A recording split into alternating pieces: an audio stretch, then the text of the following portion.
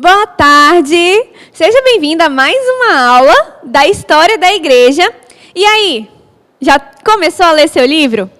Fez a tarefa que eu passei semana passada de ler os capítulos 2 e 3 e fazer seu resumo?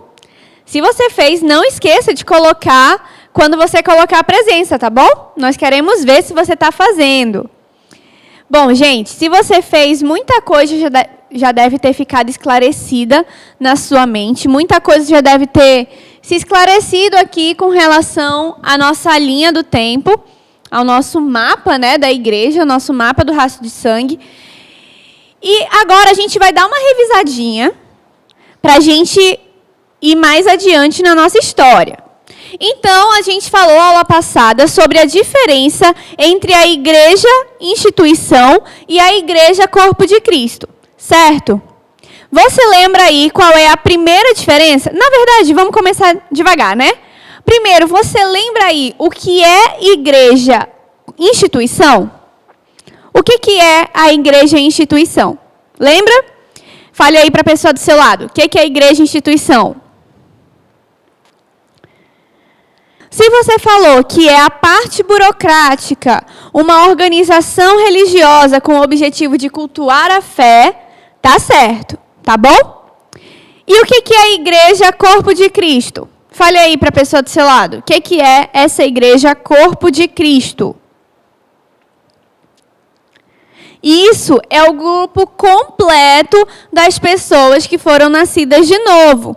Gente, tem uma coisa muito importante que eu preciso falar para você. Essa história de que, eu sozinho sou a igreja, eu não preciso me reunir. Isso é mentira do diabo, porque ele sabe que quando você está sozinho, é mais fácil de ele atacar. Tá bom? Isso não existe. Lembra que igreja é a reunião dos membros do corpo de Cristo, é uma reunião de representantes. Você sozinho é um representante, mas você não é reunião, você é só um. Você precisa se reunir como igreja, tá bom? Igreja Corpo de Cristo é uma reunião daquelas pessoas que são templos do Espírito Santo, que são nascidas de novo.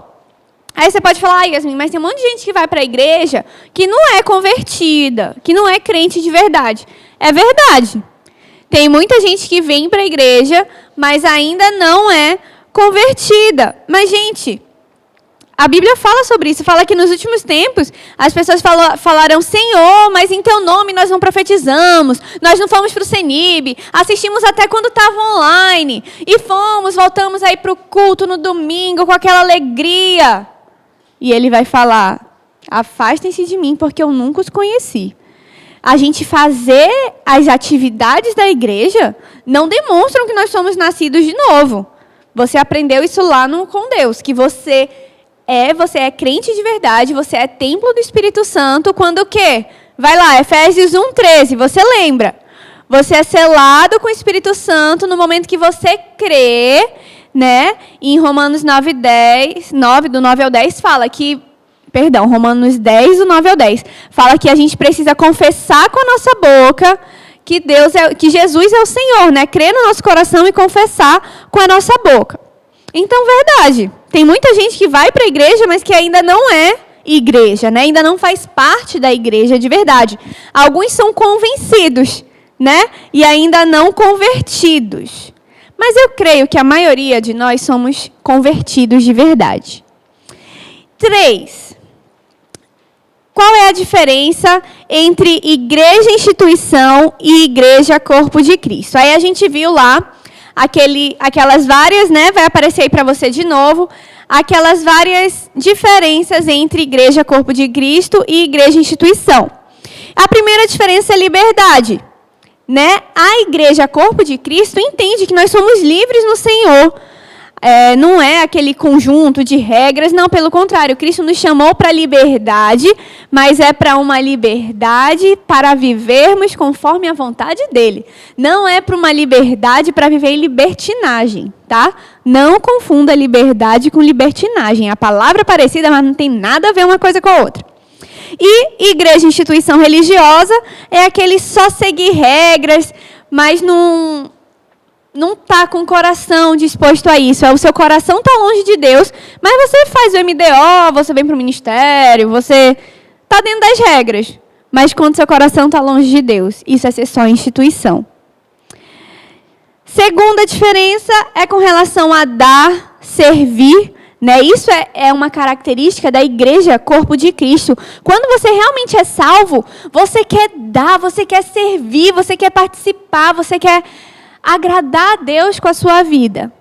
E a igreja instituição é quando tem aquela pessoa que só é um me dá, né? Só quer receber e ser servido.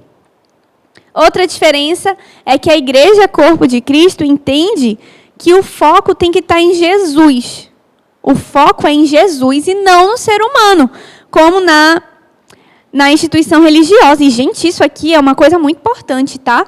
Se você vê por aí algum pregador que põe o foco no homem, que o homem, beleza, você é obra-prima de Deus, Jesus morreu para lhe salvar, mas o foco da sua vida não é você mesmo.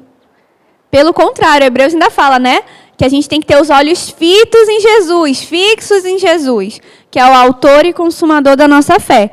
Então, o nosso foco sempre vai ser Jesus. A gente não vai fazer uma peça, um Terra Natal, para o ator principal aparecer. A gente não vai fazer uma postagem no YouTube estrelando o pastor Mateus Moreira. O nosso foco aqui não é que homens apareçam, mas que Jesus apareça. Porque nós entendemos que esse deve ser o objetivo da igreja de Cristo. Outra diferença, a gente viu que no corpo de Cristo, é uma igreja de todos os dias, né? E a igreja instituição é só aquela domingueira, só nos fins de semana, no domingo. E como que a gente faz essa igreja todo dia? Através dos nossos momentos diários com Deus, do nosso devocional, aquele nosso momento de meditação, de oração. Eu acho legal um exemplo que a Simone sempre dá no Com Deus. Ela fala que ia ser estranho, né? Se uma mulher, seu marido, chegasse no domingo, preparasse aquele café da manhã. Você ia achar maravilhoso aquele primeiro dia, né? Nossa, aquele café da manhã, na cama, tudo arrumado, a coisa que você mais gosta. Aí chega a segunda, ele nem lembra que tu existe, vai para o trabalho e volta, isso se repete na terça, na quarta, na quinta, na sexta, no sábado. Quando chega no domingo, lá está o café da manhã na cama de novo. Tu ia achar no mínimo que esse homem era louco, né? Eu ia falar, meu Deus, um dia me ama, outro dia some. É estranho. E com o nosso relacionamento com Jesus tem que ser assim também. Será que você só tem aparecido para Jesus, só tem buscado a Jesus num dia da semana e nos outros você não está nem aí para Ele? Quando Ele colocou o Espírito Santo para morar dentro da gente, era porque Ele queria ter um relacionamento diário e íntimo com a gente, todos os dias, e não só em dias específicos. Bom, próximo ponto de diferença é que o corpo de Cristo, ele entende o que é mansidão.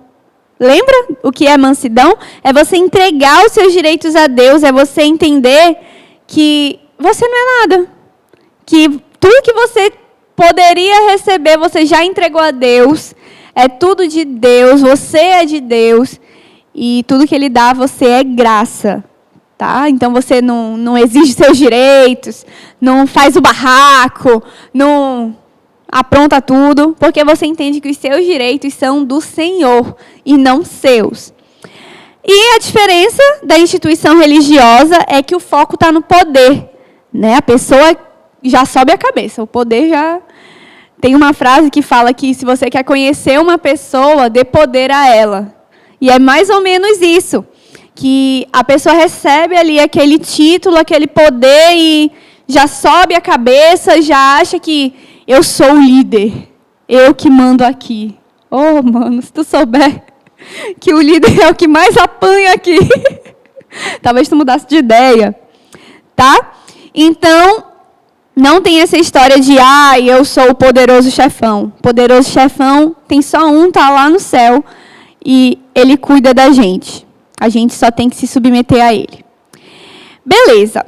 E a última diferença que nós vimos é que a igreja Corpo de Cristo é uma igreja humilde. É uma igreja que... Sabe como você demonstra humildade, gente? Uma coisa prática. É quando você Eu já tinha decorado todos aqueles versículos de Palavra Fest. Eu confesso para você, eu acho que é a terceira vez que eu faço Palavra Fest com esses versículos. Mas você acha que... E Apocalipse, e Atos? Gente, eu já li Atos, acho que é a terceira vez que eu li esse ano. Sem brincadeira. E você acha que eu virei e falei, eu não vou ler. Eu já li, vai atrasar minha leitura anual. Não!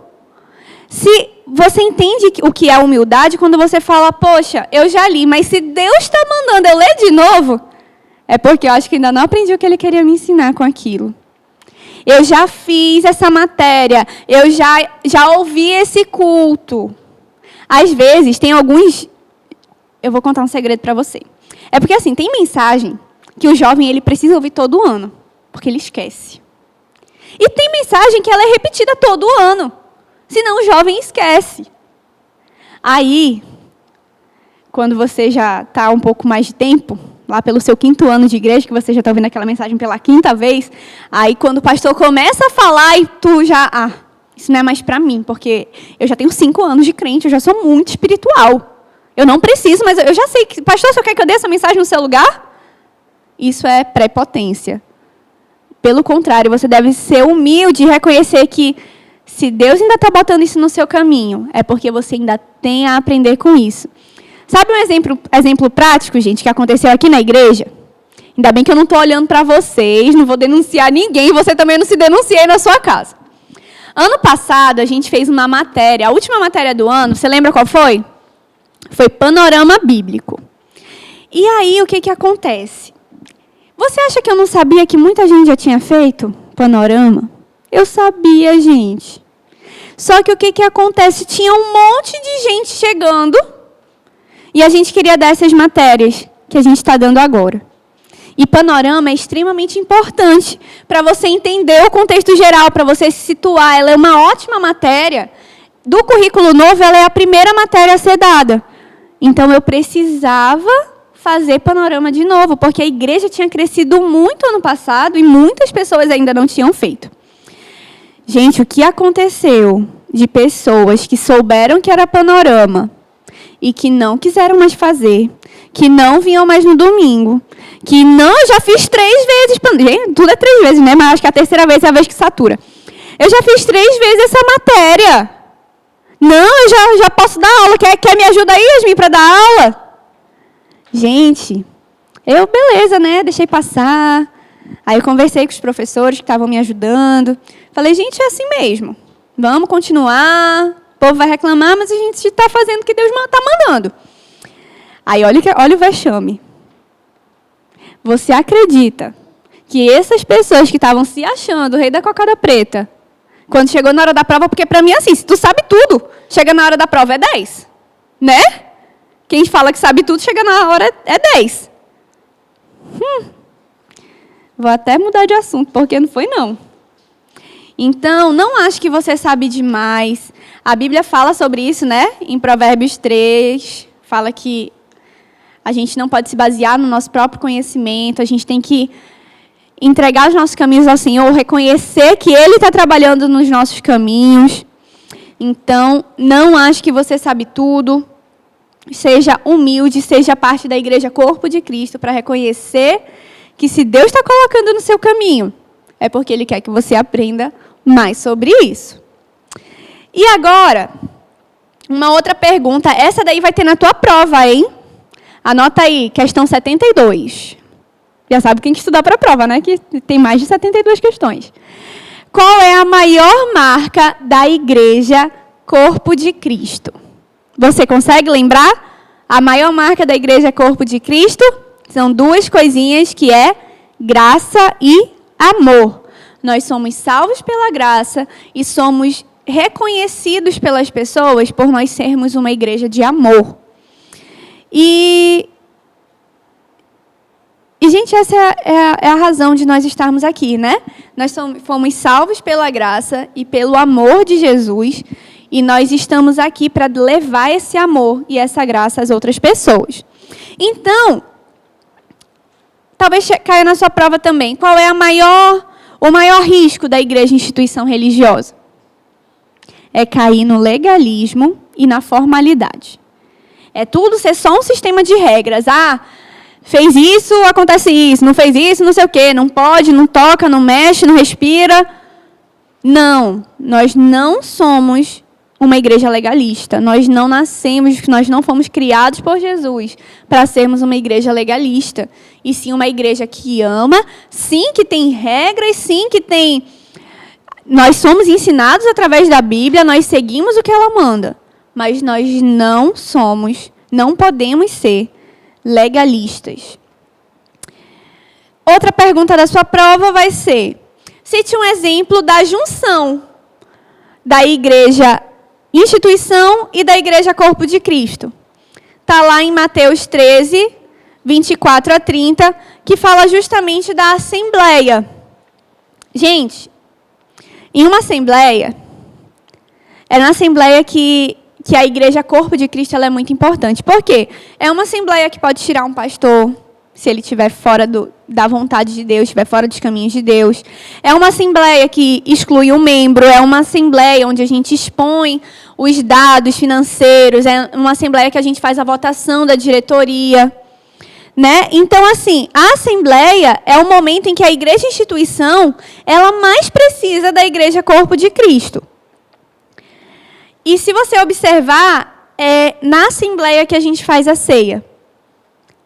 Porque na assembleia nós entendemos que são aquelas pessoas... Quem vem é aquela pessoa que fala, cara, eu faço parte dessa igreja, eu faço parte desse corpo. E é lá que nós celebramos a ceia, a prestação de contas e tudo mais. Inclusive, assim que nós voltarmos ao normal, né, o pastor comentou que vamos ter também uma assembleia para a gente mostrar tudo o que aconteceu nesse período de quarentena, como que vai ficar a situação do Construindo a Eternidade. Então, logo, logo nós teremos, se Deus quiser, a nossa assembleia. Beleza, gente? Então, de revisão foi isso. Se você fez sua tarefinha lá do capítulo 2 e 3, coloque, tire foto, mande, traga para alguém no culto, se você ainda não veio, e mostre para alguém, converse sobre isso, tá bom?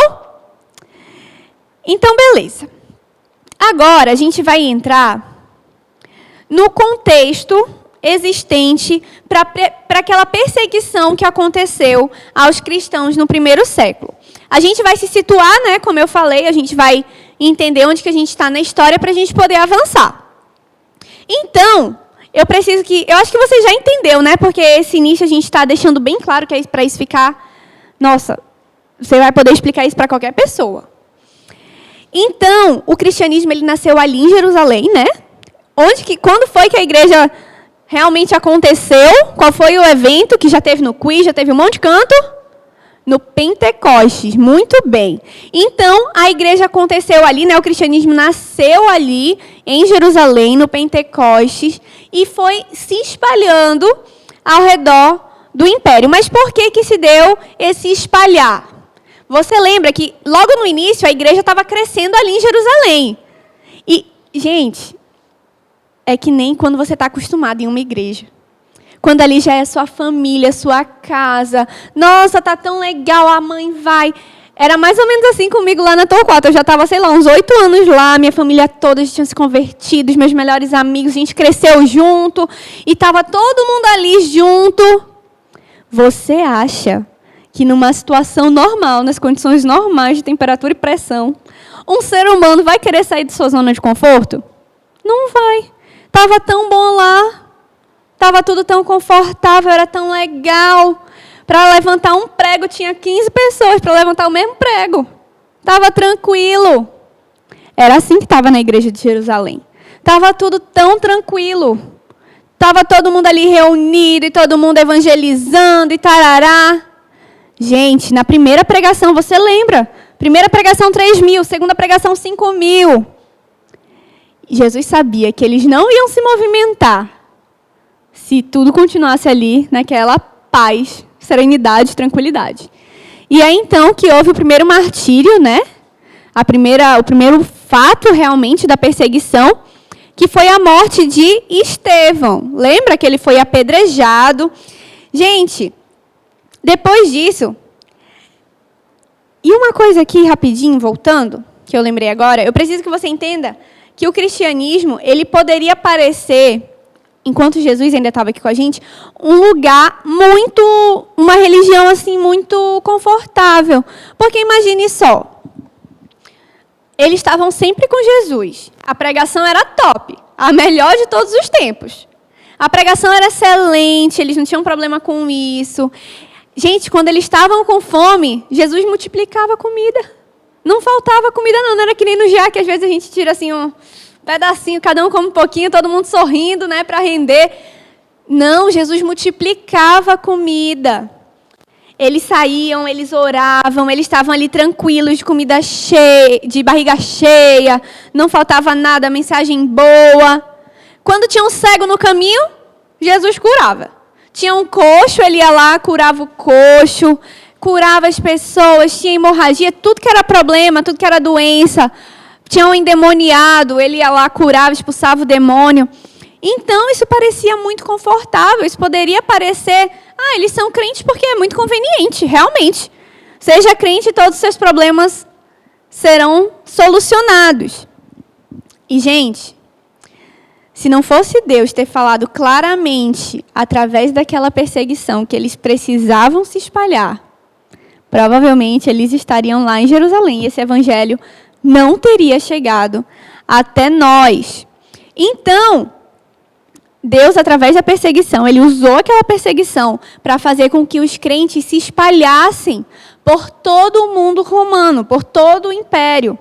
E quando eles saíram, crente que é crente por onde vai, continua sendo crente, né?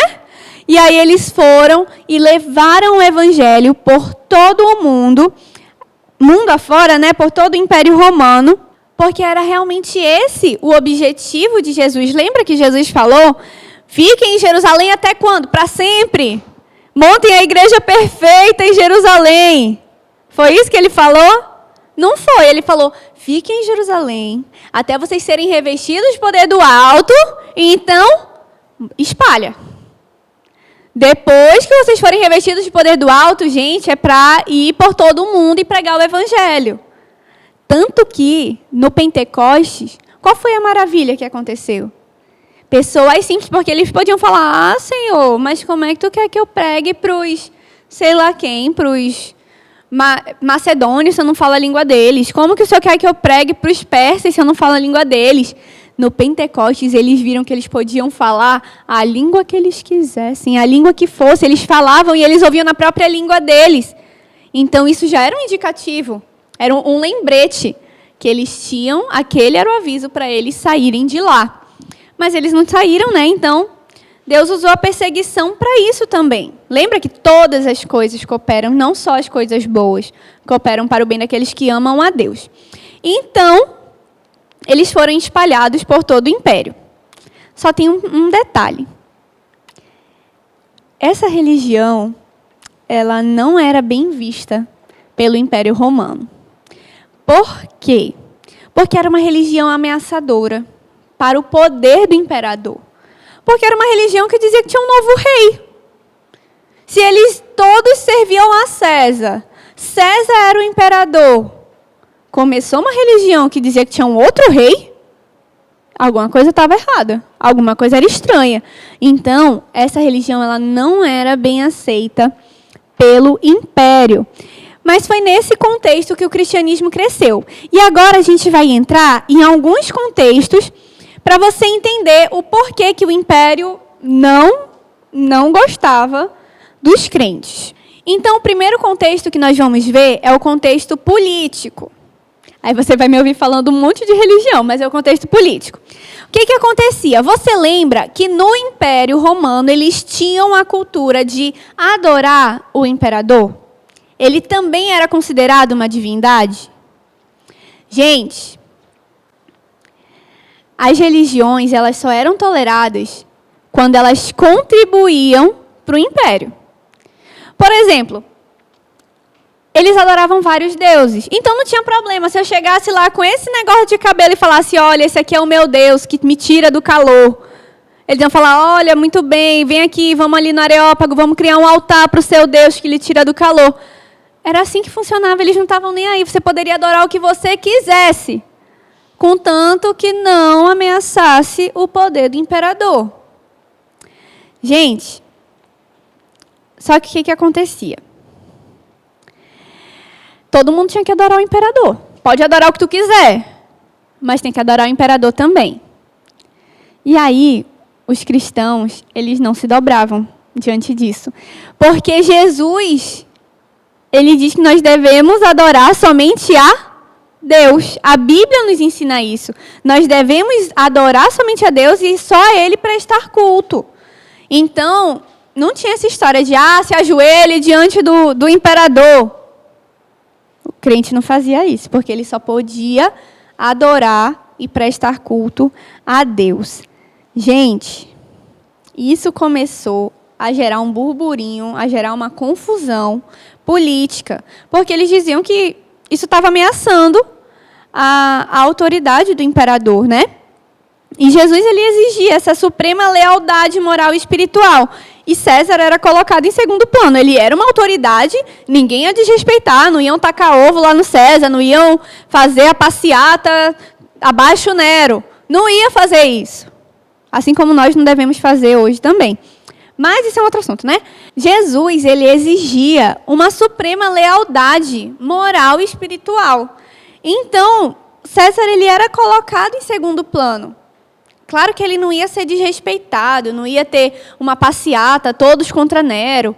Não tinha essas coisas. Mas eles adoravam somente a Deus, né? Ao Deus verdadeiro. No contexto religioso, gente, é aquilo que eu falei. Eles não se opunham a adorar outros deuses, contanto que eles também se subordinassem ao Estado, né? Se subordinassem ao imperador. E tanto que você lembra quando Paulo chegou em Atenas, ele foi lá no Areópago, e aí ele viu vários deuses, aí qual foi o gancho que ele usou?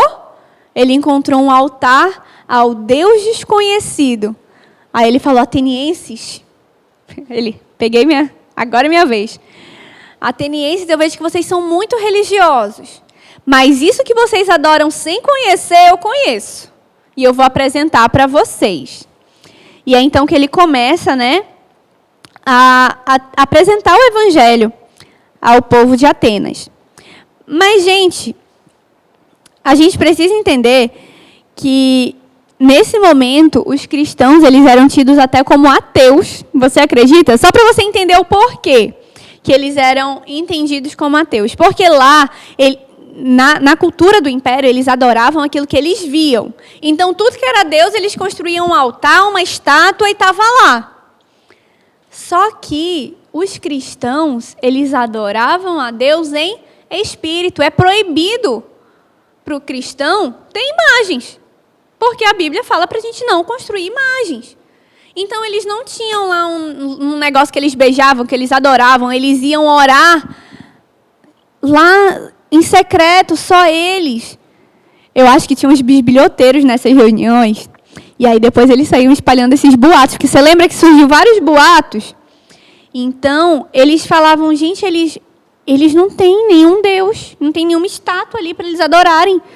E eles se negavam a adorar as estátuas. Eles falavam, esse povo é todo ateu. Não, eles são todos ateus. Isso não está certo. Então, esse era o contexto religioso. E o contexto social? Gente, os cristãos, eles eram... Eu acho que você já deve ter passado um pouco por isso na sua família. Porque como que é a festa dos romanos? Lembra que a cultura helenística ainda era em alta? Então era imoralidade sexual, e eles não estavam nem aí, era bebida, era farra, era orgia, tudo terminava, não era em pizza, não. Tudo terminava em imoralidade sexual mesmo. Não muito diferente do que acontece hoje em dia. E aí aquelas pessoas que se convertiam, elas não participavam dessas coisas. Aí as pessoas falavam, vixe, estranho esse daí, né? Ele nem se reúne com a gente. Acho que ele se acha muito importante, porque ele não se reúne com a gente. Ou então, gente, você viu que povo estranho? A gente está aqui, todo mundo, a gente se reúne lá, a gente vai para o Coliseu ver as coisas acontecendo, o povo sendo torturado. Eles não participam com a gente dessas coisas. Que povo estranho. Por que eles não vão para os balneários? Porque eles construíam, né, grandes balneários. Mas, gente, se o povo vestido já terminava em orgia, imagina o povo num balneário. Então, eles não participavam dessas coisas com eles. E aí eles achavam muito estranho. E aí começou a surgir aqueles boatos. Que eles eram, lembra? A gente sempre fala isso, né? Que eles eram incestuosos porque casavam entre irmãos. Você já entendeu isso? Eu acho que eu já falei umas 3 vezes. Mas, por exemplo, na igreja a gente fala que todo mundo é irmão, né? E você só casa se você tem que ter certeza. Olha, se algum jovem casar que não for crente, eu tenho certeza que o pastor Mateus não faz esse casamento. De um crente daqui com um cara que não é crente. Porque a Bíblia manda casar crente com crente. Aí eles falavam, não, eles só se casam entre irmãos. Ô, lezeira. Eles são canibais, porque eles comem. O povo não entendia a referência, e aí saía falando besteira, né? Então, no contexto social, eles se excluíam. Eles não participavam com o povo dessas coisas. Então, eles começaram a ser mal vistos. Porque você lembra, né, do Concílio de Jerusalém? As 3 coisas que ficaram decididas. Primeiro, eles não podiam comer comida sacrificada. Então, não podia comer mais a comida da macumba, não podia mais comer o que eles tinham sacrificado aos outros deuses, aos outros ídolos. Não podia. Então, eles não podiam mais participar com eles dessas coisas. Eles também não podiam mais comer comida com sangue.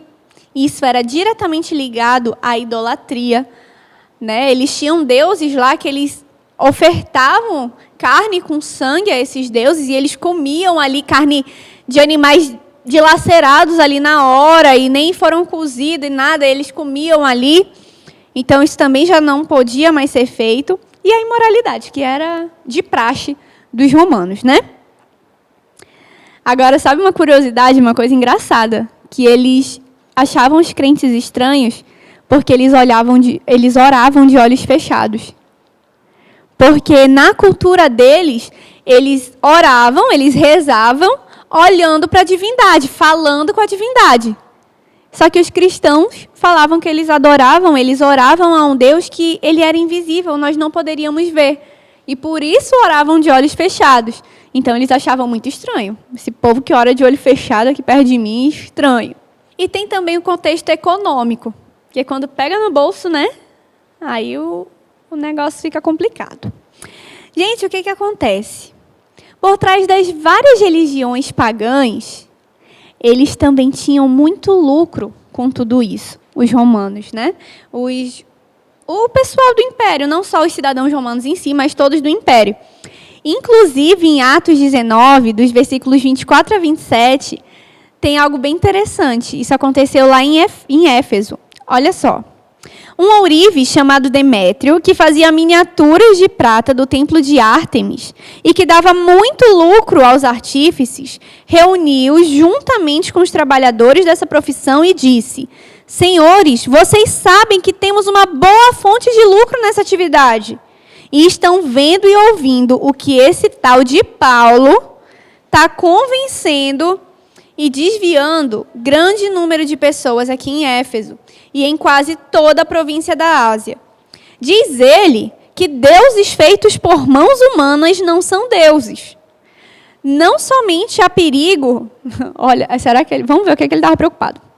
Não somente há perigo de nossa profissão perder sua reputação, mas também de o templo da grande deusa Ártemis cair em descrédito e de a própria deusa, adorada em toda a província da Ásia e em todo o mundo, ser destituída da sua majestade divina. Gente, você acha mesmo que a deusa Ártemis precisava que ele fosse defender ela, se ela existisse? Claro que não. Ele estava preocupado, era com o lucro dele. Esse Paulo está dizendo para todo mundo que esses deuses que a gente faz aqui, de ouro, eles não servem para nada, o povo vai parar de comprar. Então, essa máquina era muito importante, era uma máquina de dinheiro para o império, né? E então, ela estava sendo extremamente ameaçada pelo cristianismo. Então, isso também fazia com que eles detestassem, odiassem os crentes. Então, quais foram os 4 contextos que nós vimos? Contexto político, contexto religioso, contexto social e contexto econômico. Eram esses os motivos pelos quais os crentes eram tão detestados entre os romanos. E é isso aí, gente. Vamos continuar a nossa aula. E agora nós vamos conhecer, entender a igreja século a século. Então nós sintetizamos tudo que nós temos aprendido e vamos colocar aqui, por cada século que a gente achou de mais importante para falar para vocês, tá bom? E são várias coisas, então preste atenção, anote e vamos lá. Século I, do ano 0 até o ano 100, né? Desde a fundação da igreja. Esse é o primeiro ponto, a fundação e o crescimento da igreja. Esse é o primeiro ponto, lá no século I. Foi quando Jesus Cristo, olha só, Jesus fundou a igreja. Na verdade, o próprio Jesus, sim, fundou a igreja. Mas vejam bem, a igreja não iniciou aí, ele simplesmente fundou.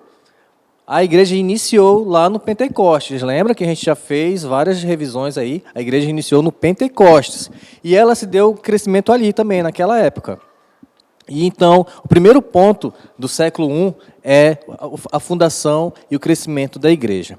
O segundo ponto, foi escrito o Novo Testamento. Isso mesmo. Nesse período também, logo depois, foi escrito o Novo Testamento. E nós temos o livro de Atos, escrito por Lucas, para um senhor chamado Teófilo, que ele deu o start inicial para a gente conhecer a igreja. Sem o livro de Atos, muito dificilmente a gente conheceria a história da igreja. O início, né? Pelo menos o início. E com o livro de Atos a gente passa a entender como que foi, como que se iniciou a igreja, né? Como que aconteceu. E aí a gente vê. Então, o segundo ponto é que foi escrito o Novo Testamento, lá onde foram escritos os evangelhos, né? Mateus, Marcos, Lucas e João. Aí depois vieram as cartas, né? Vieram os livros proféticos, as cartas pessoais que Paulo escreveu, cartas para as igrejas, né? Então, todo o Novo Testamento foi escrito nesse período, né? Do século I, do 0 a 100. Perseguição pelos judeus e romanos. Logo quando a igreja de Cristo deu início, eles também começaram a ser perseguidos. E eles eram perseguidos principalmente pelos romanos e pelos judeus, né, que se opunham a essa nova história aí. Que negócio é esse, né? Porque já tem o judaísmo, para que eu vou querer mais uma religião aqui? Não tem isso não. Mas não se tratava de uma simples religião, né? Se tratava de um modo de vida, né? Algo que você realmente era transformado. E isso não tinha como acabar com isso. O próprio Jesus falou lá em Mateus 16, 18, né, que as trevas jamais prevalecerão contra ela, né, contra a igreja. Outro ponto, a destruição de Jerusalém, lá no ano 70 depois de Cristo. Jerusalém foi destruída. E por conta disso, duas coisas aconteceram. Primeiro, aconteceu a diáspora. Você lembra aí o que é diáspora? Nós falamos lá na matéria de cartas. Você lembra? Eu vou ler aqui um versículo, enquanto você fale aí para a pessoa que está do seu lado o que é diáspora. Enquanto vocês falam aí, eu vou aqui no 1 Pedro, capítulo 1, versículo 1. Vamos lá, 1 Pedro, capítulo 1, versículo 1.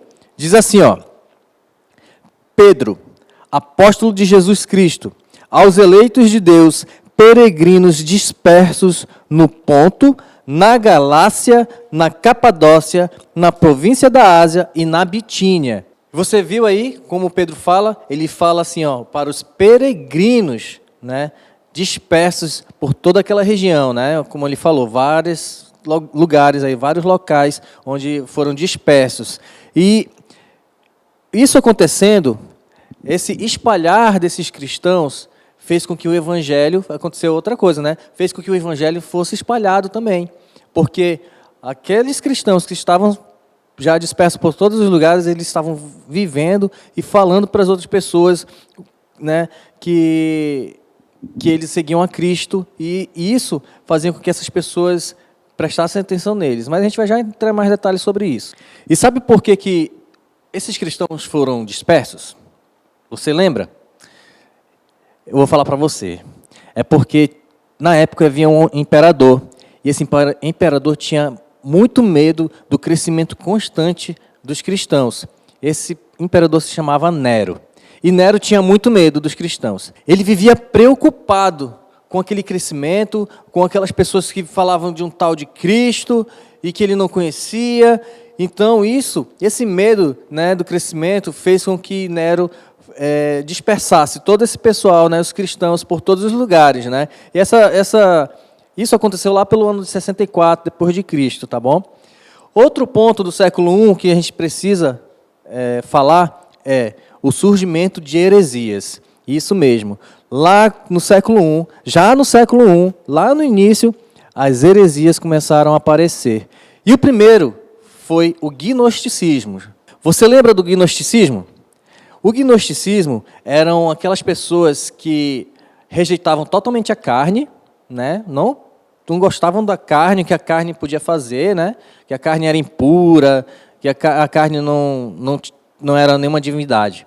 Mas eles só criam no espírito, no espiritual. Um plano que é só espírito, não tem nada a ver com carne. E por isso a divindade de Jesus era questionada quando, se Jesus era o Cristo, por que ele se tornou carne? Entendeu? E eles questionavam isso. E começou a aparecer isso. E a gente pode ver lá em 2 João 2,7. 2 João 2,7 diz assim: de fato, muitos enganadores têm saído pelo mundo, os quais não confessam que Jesus Cristo veio em corpo. Esses são os gnosticistas. Eles não criam em Jesus, que ele viam como corpo. E Cristo, Jesus Cristo, né, que significa ungido, eles falavam que somente o espiritual que valia. Agora, a parte física, material, não valia de nada, não prestava. Outra heresia que aconteceu, na verdade, começou a acontecer e, inclusive, até hoje persiste, eram os nicolaítas. O que eram os nicolaítas? Os nicolaítas eram o governo do clero. E a gente ouviu falar dos nicolaítas lá em Apocalipse, como a gente leu, né, no Palavra Fest. Os nicolaítas está lá em Apocalipse 2, 6 e 15. Capítulo 2, versículo 6 e 15. Né, que Jesus fala, né, sobre essas pessoas. E o que eram os nicolaítas? Eram o governo do clero da igreja. Inclusive, tem algumas igrejas que, até hoje, né, existe isso, algumas igrejas necessitam de uma hierarquia do poder de uma pessoa sobre as demais, né, e isso pode ser ruim, é muito ruim para as igrejas, né, para a igreja de Cristo, verdadeira igreja de Cristo. Por exemplo, existem igrejas que, até hoje, têm hierarquia. Por exemplo, vai do diácono, que é aquela, né, pessoa que cuida da igreja, limpa, organiza e tal. Né? Vai do diácono, vai para o presbítero, vai para o bispo, vai para o arcebispo, depois vai para o primaz, depois vai para o patriarca, olha só que legal, vai para o patriarca, para o cardeal, até chegar no nível mais alto, o papa, né? Então, já pensou como não deve ser difícil para o diácono que está lá limpando as coisas para falar com o papa? Deve ser muito difícil, né? Acho que ele nem consegue, talvez não.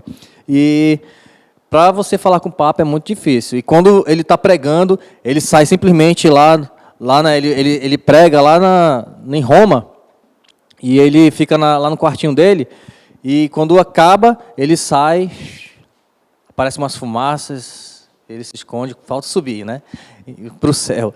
Mas é assim mesmo que acontece, é muito difícil falar com ele. De tão santo que ele é chamado de Vossa Santidade. Isso mesmo, o Papa é chamado de Vossa Santidade.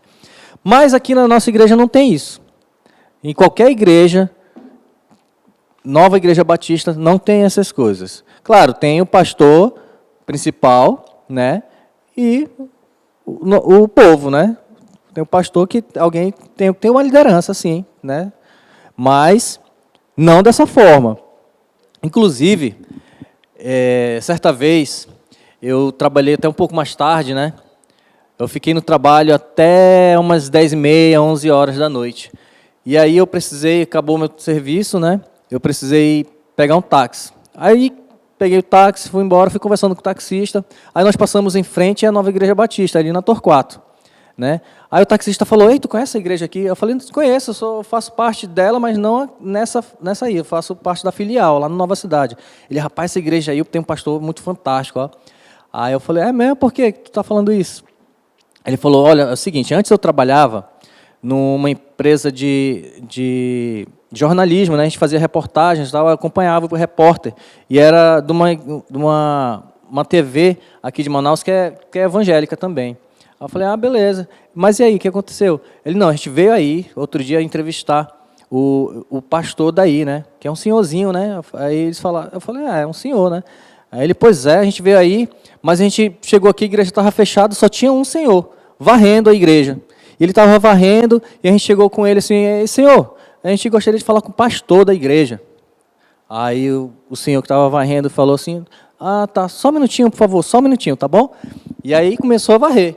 Aí os caras falaram, pô, o senhor aí não escutou a gente, pô, nem para ele chamar rapidinho lá o pastor para a gente conversar com ele, enquanto ele, né, agora está varrendo, esperar ele terminar de varrer, mas tá bom, vamos esperar. Aí o senhorzinho começou a varrer lá, né?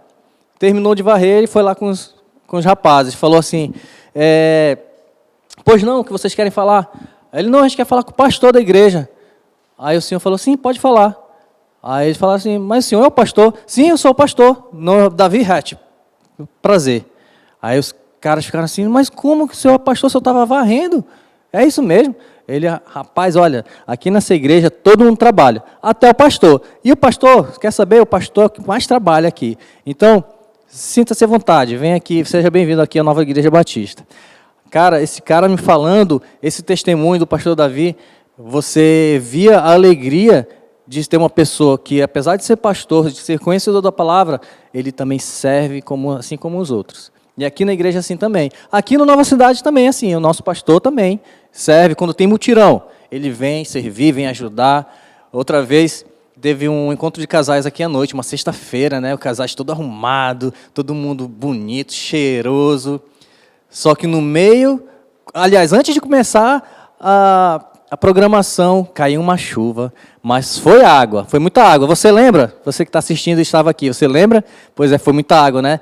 Foi tanta água que começou a alagar aqui o estacionamento, começou a alagar a igreja, e a gente se perguntando, e agora o que a gente faz? Quando a gente viu, o pastor já estava lá fora, varrendo, todo molhado, e a gente, vamos lá para lá também, e jogar água para fora, para a água não entrar na igreja, e isso foi muito legal. E as pessoas que eram convidadas viram o pastor lá todo molhado, viram, cara, um pastor, como é que pode? Tinha um casal, na época era novato aqui, né, recém-chegado na igreja, eles falaram, mas como que pode o pastor ir lá limpar? Não pode, o pastor, ele é pastor. Mas pode sim, ele que tem que ir mesmo, na verdade. Mas todos nós temos que servir, né? Todos nós temos que trabalhar. E sendo pastor, sendo líder, sendo qualquer coisa, né? Deus ele nos olha de um plano só, né? E se Deus escolheu esse pastor para estar aqui com a gente precisa ajudá-lo, né? E é assim, a nossa igreja é assim, todo mundo serve, tá bom? Agora vamos para o século II. Século II compreende do ano 100 até o ano 200. E no século II, os principais acontecimentos, a gente vai falar, o primeiro tópico que a gente vai falar é sobre o surgimento de mais heresias. Aconteceram ainda mais heresias no século II, como, por exemplo, a salvação pelas obras. Isso mesmo. No século II começou a surgir essa coisa, nós somos salvos pelas obras, você tem que ajudar as pessoas, tem que ajudar o ceguinho a atravessar a rua, tem que pagar o seu dízimo, sua oferta, é sua obra. Não é nada espiritual, não, é só você ser bom com as pessoas, você dar alimento, você ser generoso. Isso é bom? É bom. Isso é bom, mas isso não traz a salvação. Inclusive, lá em Efésios 2, 8, 9, diz o que é a salvação. Vamos abrir aqui? Efésios, só para você entender o que é a salvação.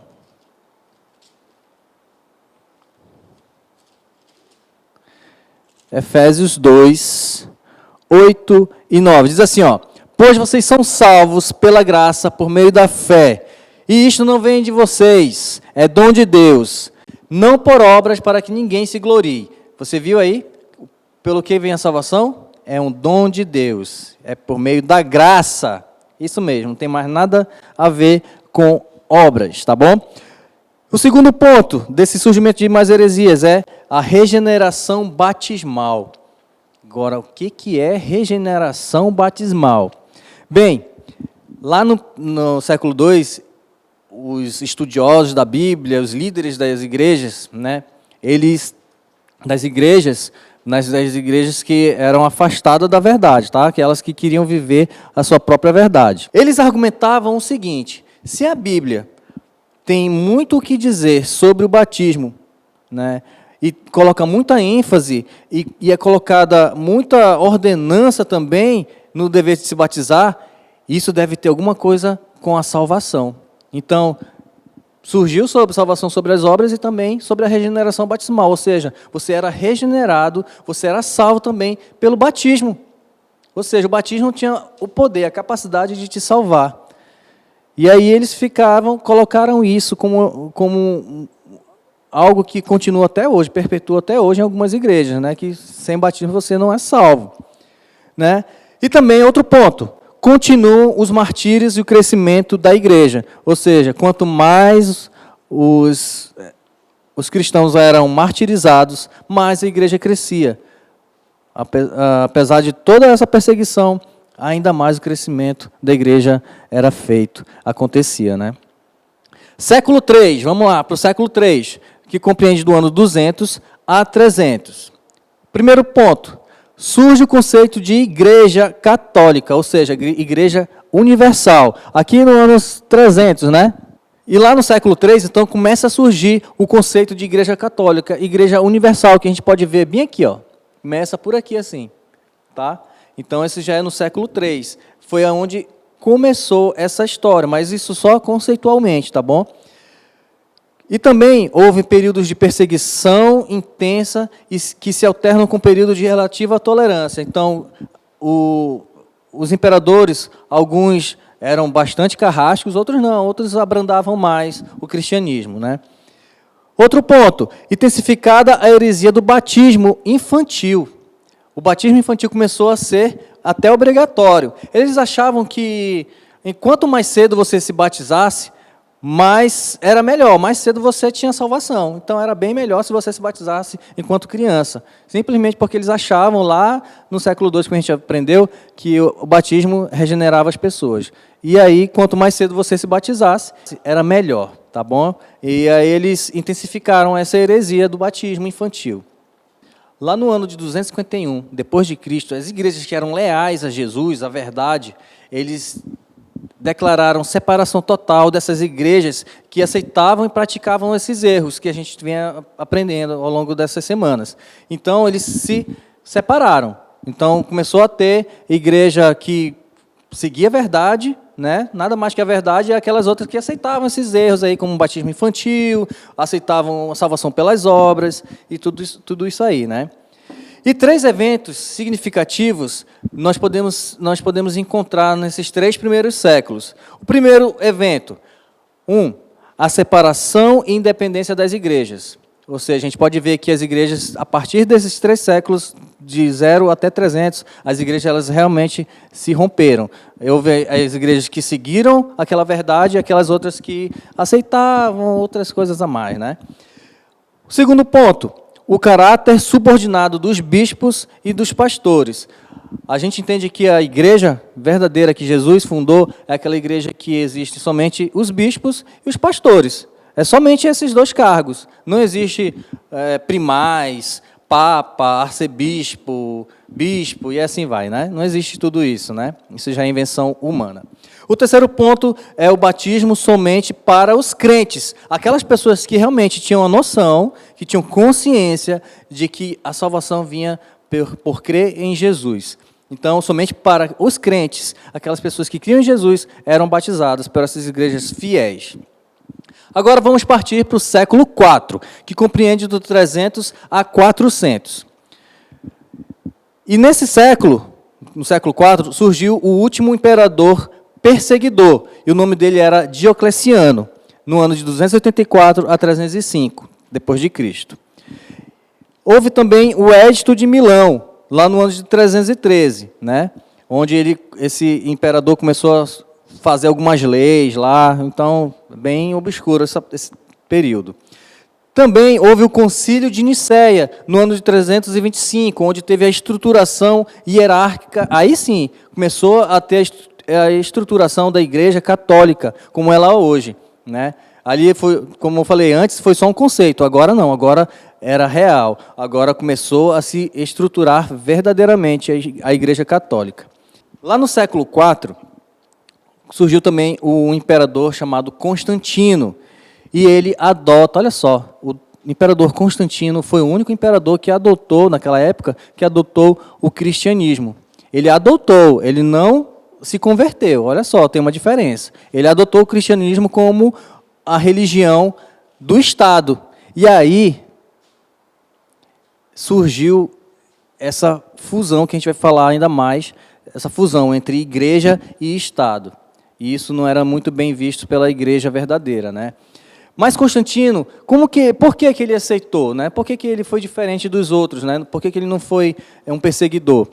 Porque, olha só, Constantino, certa vez, ele estava com a sua tropa, indo para uma guerra, e nessa guerra, antes de chegar na guerra, ele teve uma visão. Ele olhou para o céu e viu uma visão. Nessa visão, ele viu a cruz de Cristo. E, inclusive, havia uma inscrição. Essa inscrição dizia assim, ó, em latim, tá, gente? Meu latim não é muito bom. Vamos lá, me ajuda. In hoc signo vinces. Pô, igualzinho, falei o cara lá do Google, ó, falei igualzinho. Isso significa, neste sinal vencerás. Então, ele viu essa imagem e viu essa inscrição. Neste sinal vencerás. E aí, depois que ele viu esse sinal, ele mesmo assim ainda não creu muito, assim, ele ficou meio duvidoso ainda, né? Aí, numa noite, certa noite, ele fala isso, né? Inclusive tem um escritor, chamado Eusébio de Cesareia, que ele passou a fazer a biografia do imperador Constantino. E nessa biografia, o Constantino fala para ele que, depois desse acontecimento, numa noite, veio um anjo e falou para ele, olha, se você vencerá, se você seguir essa instrução que Deus colocou para você no céu. E aí ele passou a seguir. Passou a acreditar que Deus ajudaria ele. E então ele começou a colocar esse sinal, um P com um X no meio, né? Que era um símbolo que representava as duas letras iniciais da palavra Cristo em grego, né? Então, ele passou a adotar o cristianismo a partir disso, né? E também porque a mãe dele também era cristã e ele via as atitudes da mãe. Então, ele passou a adotar o cristianismo. E aí houve então a união do Estado e da Igreja. Ele oficializou isso como uma junção então entre Estado e Igreja, né? Inclusive ele oficializou também a obrigação como lei do batismo infantil. Mas ele mesmo não era batizado. Sabe por quê? Porque ele questionava, ele fez um questionamento, ele começou a pensar e ele falou assim, se eu sou salvo dos meus pecados pelo batismo, o que acontece com os meus pecados depois que eu me batizo? O que vai acontecer? E por isso ele não se batizou. Ele não se batizou, enquanto estava ali bem firme e forte, né? Ele só foi se batizar bem mais tarde, quando já era idoso, que ele já estava quase para morrer, aí ele falou, ei, eu estou morrendo, me batiza aqui. Aí sim, porque aí ele não tinha mais como pecar, né? Aí estava morrendo, pronto. Ia morrer, ia ser batizado e já estava salvo. Que coisa boa, né? Outro ponto que a gente precisa entender, as igrejas que não aceitavam esses erros, elas foram chamadas de vários outros nomes, né? Eles não eram chamados de cristãos. Por exemplo, eles eram chamados de montanistas, tertulianistas, novacianos, patelina e alguns outros que tinham o costume de rebatizar aquelas pessoas que haviam sido batizadas na infância, eram chamados de anabatistas. E anabatista, você sabe o que significa anabatista? Anabatista significa rebatizadores. Exatamente, é simplesmente assim. Eu achava que Ana Batista era uma mulher, né, que foi cristã, cristã top, que ela espalhou o cristianismo pelo mundo, e aí hoje a gente é batista por causa da Ana, que era batista. Né? Eu achava que era isso, gente. Não me julguem, por favor. Mas não tem nada a ver com isso. Eram os rebatizadores. tá bom? Eles eram chamados dessa forma. E eles, né, os anabatistas, eles reprovavam e não seguiam os católicos que faziam esses erros, os anglicanos, os protestantes, os luteranos e os reformadores dessas igrejas. Gente, você sabe onde a gente está aqui na história? Vamos para cá, o Ricardo falou até os anos 400, e agora a gente está no século V, que vai dos anos 400 até os anos 500, século IV. E o que aconteceu no século IV? No século IV foi iniciado a adoração a Maria. No seu mapa aí vai estar mariolatria, que é a mesma coisa. Eles começaram a adorar a Maria. Mas por que, Simone? Se você for ler no livro, o livro ele não fala claramente o porquê. Mas, se você for conversar com alguns católicos, uns explicam que eles começaram a adorar a Maria porque a Maria intercede por nós, junto a Deus, porque ela é a mãe de Jesus. Mas, gente, a Bíblia não fala isso. A Bíblia fala que lá em 1 Timóteo 2,5, que há apenas um mediador entre Deus e os homens. Esse homem é Jesus. Nesse século também foi intensificado o batismo infantil. O batismo infantil passou a ser obrigatório. Se você era seguidor da Igreja Católica, se você era um católico, os seus filhos tinham que ser batizados. Isso era obrigatório. Porque eles acreditavam que o batismo, ele salvava. Então, e o batismo, ele é um dos sacramentos da Igreja Católica. E aí, os pais, ninguém quer que seu filho vá para o inferno, né? Eu não quero que meus filhos vão para o inferno. E aí, os pais começaram a batizar, e foi algo obrigatório. Nesse século, foi o século que mais se intensificou o batismo infantil. Nesse século também, lá por volta de 440, 460 depois de Cristo, começou o papado. Se você for pesquisar lá no Google, colocar lá quem foi o primeiro papa, vai aparecer Pedro. Mas, gente, a história diz que o papado começou realmente com Leão II. Então, se cair aí alguma pergunta, numa prova e tal, quem foi o primeiro papa é Leão II. E o que aconteceu no século VIII, que vai dos anos 500 até os anos 800 depois de Cristo? Lembra lá que no século passado começou a adoração a Maria? Nesse século começou a adoração aos santos e às imagens. As pessoas começaram a adorar santos e imagens. Todos os apóstolos viraram santos e passaram a ser adorados.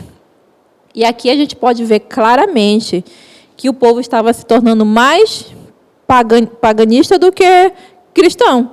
Mais seguindo o paganismo do que o cristianismo. Cristo foi meio que esquecido nessa época.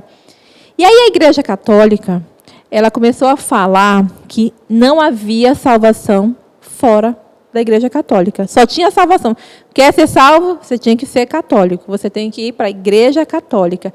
E ela começou a dominar as pessoas por isso. As pessoas pensavam assim, poxa, eu não quero ir para o inferno, então eu tenho que me tornar católico. Eu tenho que seguir a doutrina da Igreja Católica para ser salvo. Agora, tu imagina os verdadeiros cristãos ouvindo isso, sabendo que a salvação não é na Igreja Católica. A salvação é em quem? O Ricardo falou lá de Efésios 2, 8 e 9. A salvação é em quem? Em Jesus. Nós somos salvos pela graça, pela fé em Jesus. Isso não vem de nós, vem de Deus.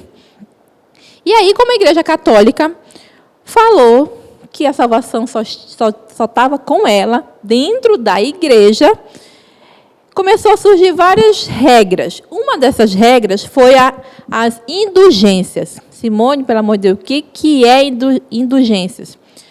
De uma maneira bem simples, deixa eu explicar para você. Indulgência é assim. Você paga pelo seu pecado, antes ou depois. Digamos assim, você quer ir lá para uma balada.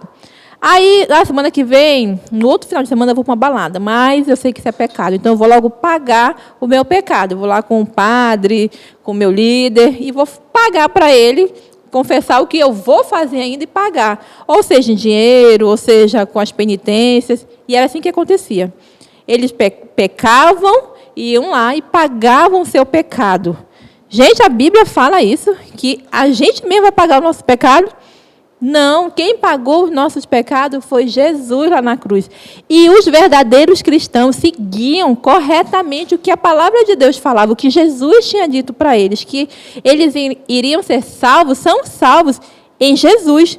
Não é pagando o seu pecado. Aí é fácil, né? Você peca, aí chega lá, fala lá o seu pecado, dá um dinheiro, ou faz alguma penitência, reza não sei quantas rezas aí, e aí pronto, está pago o seu pecado.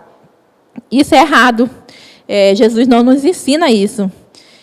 Da gente mesmo pagar nosso pecado. Quem pagou nosso pecado foi Jesus. Outra coisa que a Igreja Católica colocou como regra foi o purgatório. Ela começou a falar de um purgatório. Gente, o purgatório não tem na Bíblia, não tem. A Bíblia fala que depois da morte segue-se o juízo.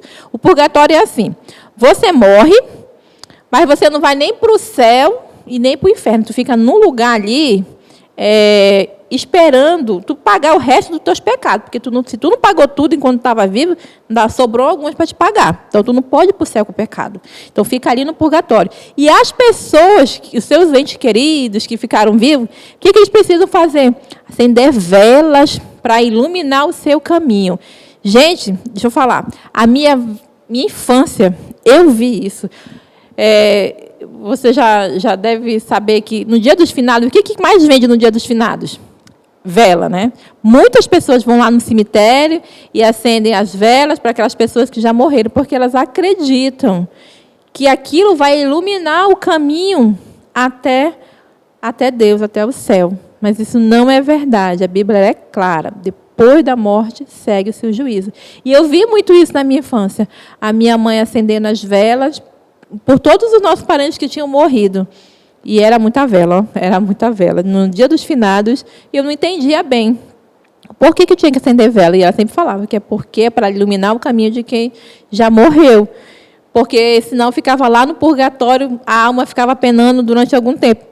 Gente, isso não é verdade. A Bíblia não fala sobre isso. A Bíblia fala que depois da morte segue o seu juízo. Inclusive, tem até um filme, eu acho que A Vida é uma Festa, que fala sobre isso, né? A pessoa morre, ela fica vagando ali, os entes queridos colocam uma foto, tinha que acender vela para poder chegar ao céu.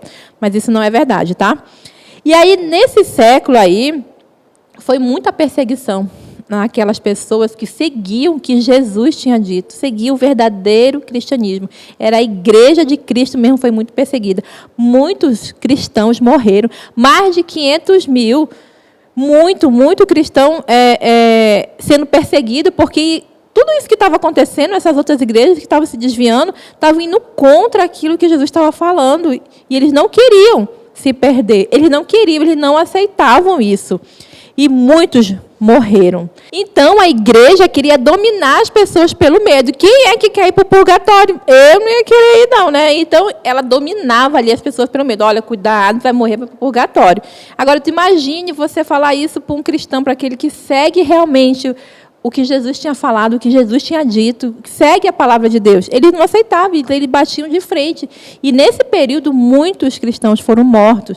Mais de 50 milhões de cristãos foram mortos. Era mais ou menos 4 milhões de cristãos sendo mortos por século. E essa mão de ferro se alimentava com o sangue do mártir, tirado dos paulicianos, dos arnodistas, dos henricianos, dos cátaros, dos anabatistas. Muita gente morreu. Muito seguidor verdadeiro de Jesus morreram. E você sabia que todos esses nomes aí que está aparecendo nessa tela eram o nome dos líderes da igreja, das igrejas, e eles davam esse nome.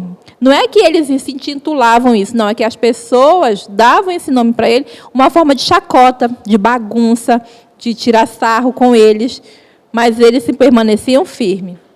Eles não se desviaram do verdadeiro cristianismo, não se desviaram daquilo que Jesus estava falando.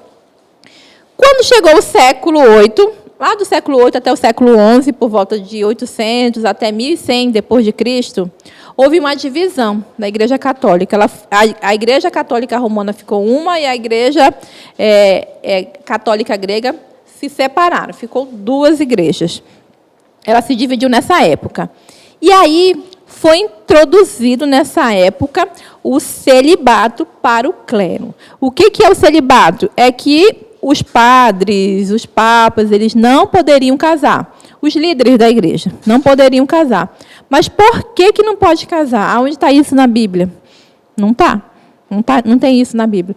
Na verdade, a igreja, ela adotou o celibato por uma forma de dominar economicamente os seus líderes, o seu clero. Porque, olha só, o que é mais fácil? Você dominar economicamente uma pessoa ou um homem com uma mulher, filho, sogra, um monte de gente?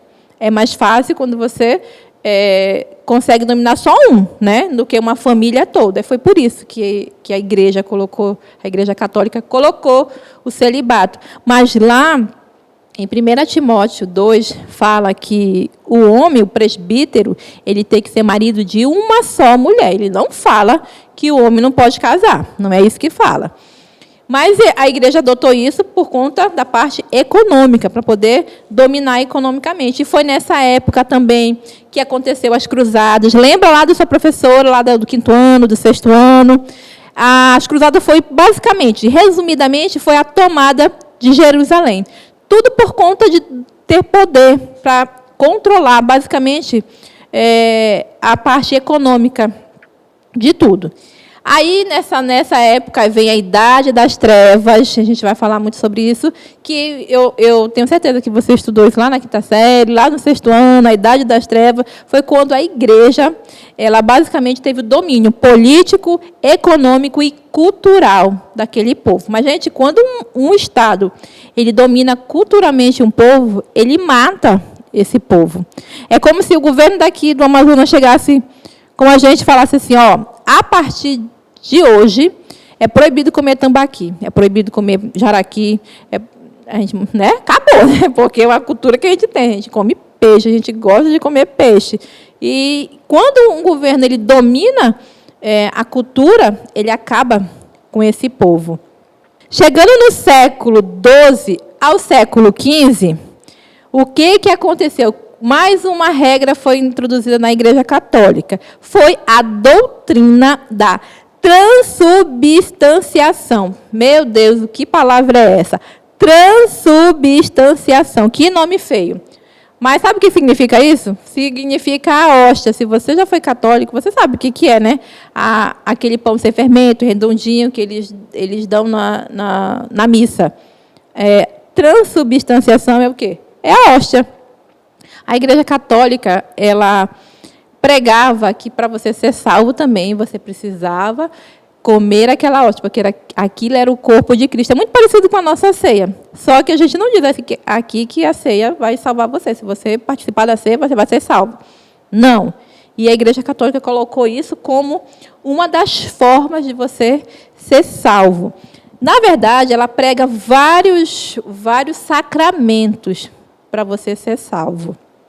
Tem o sacramento da comunhão, do batismo infantil, da crisma, que eles chamam de confirmação do batismo. O casamento é um dos sacramentos. Uma vez, o meu pai, ele deu para o meu filho uma cartilha, toda bonita, né? E aí eu fui ler antes de entregar na mão dele, né? E era sobre os 7 sacramentos da igreja. Gente, era tanta coisa, que eu falei, meu Deus, uma pessoa que não entende Bíblia não vai querer ir para o céu, porque é muita coisa para poder você chegar ao céu. E a Bíblia não fala sobre isso. A Bíblia fala que somos salvos pela fé em Jesus. E aí, basicamente, a Igreja Católica, eu não estou falando mal da Igreja Católica, eu estou contando a história. E isso aconteceu. Ela basicamente pegou alguns fatos da Bíblia e distorceu. Como, por exemplo, o celibato, a hóstia, que se você não comer, você não vai para o céu. Isso é errado. E, mais uma coisa, a Bíblia ela foi proibida. Só poderia ter acesso à Bíblia só o alto clero. O povo não poderia ter conhecimento da Bíblia. Inclusive, várias pessoas foram perseguidas por isso. Foi nessa época também que se iniciou a Inquisição, que era o quê? era a morte daquelas pessoas que não concordavam com a doutrina da Igreja Católica. Foi nessa época também que várias pessoas morreram. Lembra lá da queimação das bruxas? Pessoas que eram acusadas, que faziam bruxaria, eram queimadas. Na verdade, qualquer pessoa que fosse contra o que a Igreja Católica pregava, contra as regras da Igreja, eram mortas. E eram mortas em nome da fé, naquilo que eles acreditavam. Gente, nós não estamos aqui, que isso fique bem claro, para atacar a Igreja Católica. Não é isso. Nós estamos falando da história da Igreja. Pessoas morreram em nome da fé. Muitas pessoas morreram em nome da fé. E isso realmente aconteceu. Nós estamos aqui para falar para você como tudo aconteceu. Eu não sei se você está lendo, mas eu espero que você esteja lendo o livro Rastro de Sangue, que ele fala claramente como essa história aconteceu. E quando você vai ler e assiste às aulas do CENIM, vai clareando a história na sua mente. E a gente está aqui para isso, para contar a história para você, da maneira como foi. Não estamos aqui para atacar a igreja. Queremos mostrar para você como foi a história e o que Deus fala através da Bíblia, que é a palavra dele. Que é isso que nós acreditamos, que a Bíblia é a palavra de Deus. E o que está nela é a verdade. Então, essa foi a nossa aula de hoje. Eu espero ver você semana que vem. Registre a sua presença. Aí, não esquece. E assista o culto. E até semana que vem. Tchau.